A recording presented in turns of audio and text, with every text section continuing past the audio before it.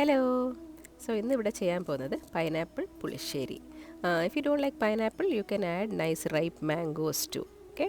So I took half pineapple and I cut it into small pieces and I'm going to cook it with a little water, half teaspoon turmeric and 1 teaspoon red chili. Okay. If you don't like it very spicy, you can reduce the chili powder to half teaspoon. And then of course salt, and I'm going to cook this pineapple really well. It will take 8 to 10 minutes. It should be really well cooked. After that I will add the coconut paste. Okay.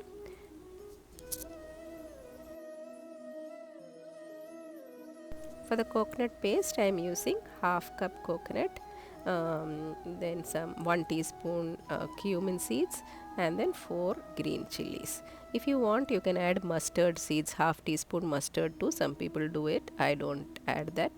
Just coconut, green chilies and cumin seeds, and grind it really smooth. Okay.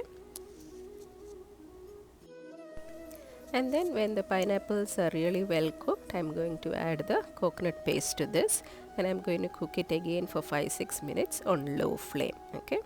If you think it's too thick and there's not enough water, feel free to add half cup to 1 cup water.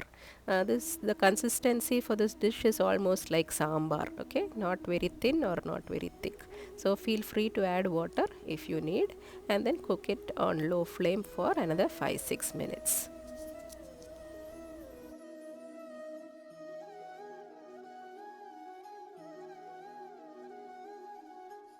So after that, switch off the stove and add 1 cup of yogurt.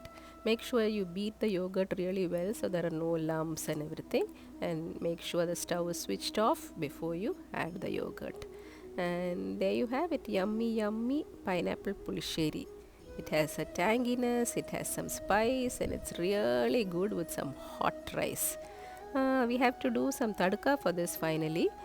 As usual, add 2 teaspoons of coconut oil, add a little bit of mustard seeds, and you have to add like a half teaspoon fenugreek seeds, vendayam, you have to add that, and then a couple of red chilies and curry leaves, and then add this tadka on top of the pulisery and enjoy it with some hot rice. Try this and let me know if you liked it.